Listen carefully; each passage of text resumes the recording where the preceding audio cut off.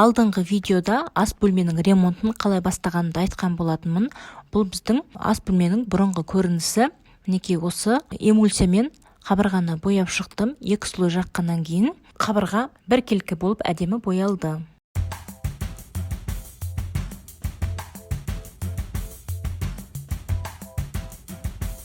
Обойды бояғаннан кейін оюлардың текстурасы әдемі болып осылай көрініп тұрады. Егер де обойдың ашық жерлері болатын болса, оны алдын ала клейлеп алсаңыздар тіптен жақсы. Есіктің тұтқаларын шешіп, спиртпен сүртіп, бояуды бастап кеттім.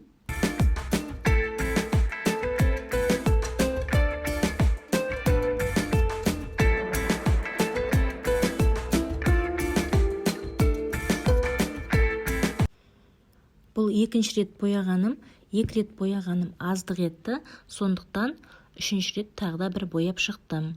Бұл жолы есік әдемі боялып, бояу біркелкі жағылды. Осы аралықта тапсырыс берген ас үй жиһазы да дайын болды. Өздері әкеліп құрып берді, өзіме ұнады.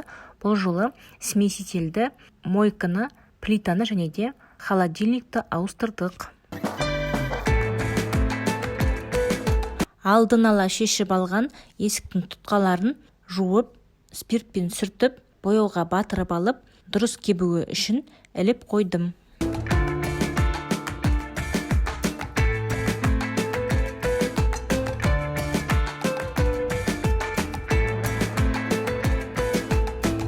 Отырғыштарынан басқа еш жері бүлінбеген ас үй бөлмесінің орындықтарында жаңалап алғым келді. Бұл орындықтар өзіме ұнайды. Сапасы жақсы, әрі жеңіл. Отырғыштарын алып тастап, арнайы губкамен қырып, бірнеше рет орындықтарды боядым.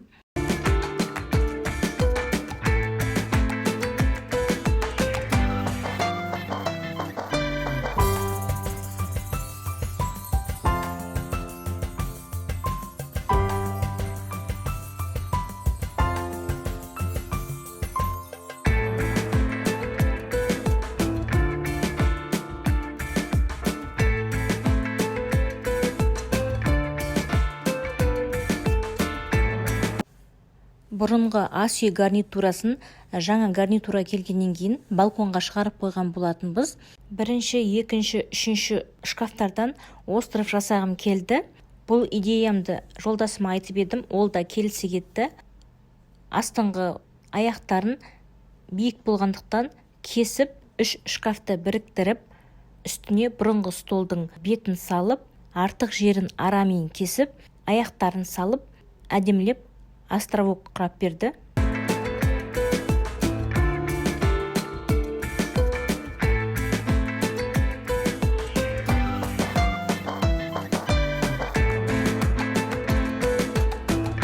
Соңынан шкафты, ручкаларды әдемілеп бояп қойдым. Фикс прайстан 3 бұтақ гүл сатып алып келдім. Шторымның бұрынғы қалдықтарынан құмыра жасадым. Үйде бұрынғы шайдың қалбыры болатын, соның сыртын қаптап, құмыра жасап, гүлдерімді әсемдеп салып қойдым.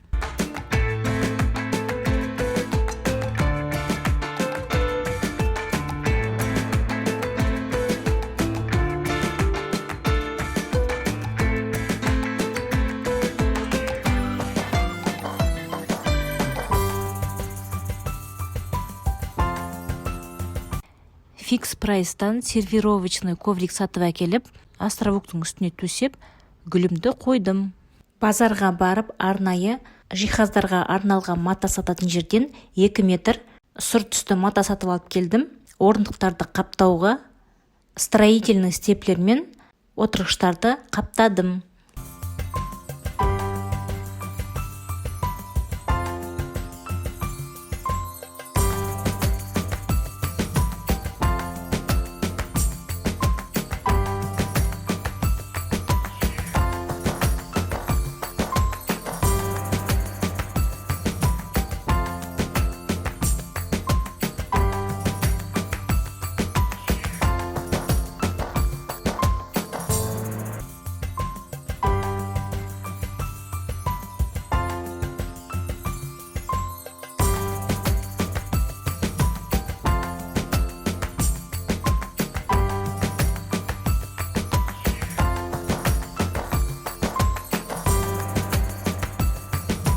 островокты құрастырғаннан кейін астыңғы шкафтарын сол қалпында боямаған болатынмын. Барлығы да бір түс болып тұрсыншы деп ішкі жағын ақ түске боядым.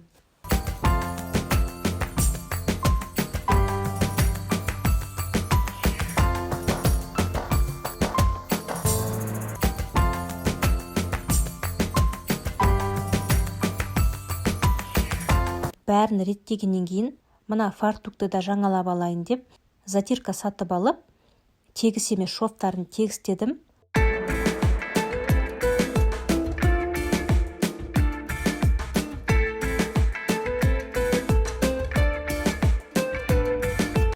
Бояйтын заттарымды дайындап алып, кафельді жақсылап 3 қайтара спиртпен сүртіп, ақ краскамен 3 қайтара боядым.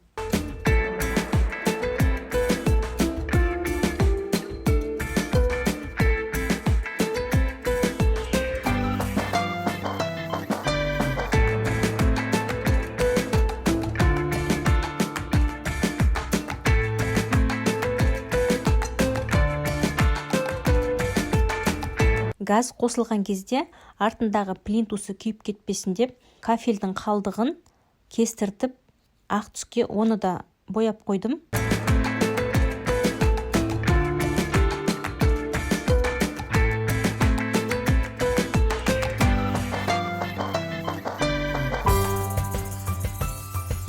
Соңынан кілемімді ашық түске ауыстырып қойдым. Алдағы уақытта да ұсақ түйек жұмыстарды жасай беретін боламын.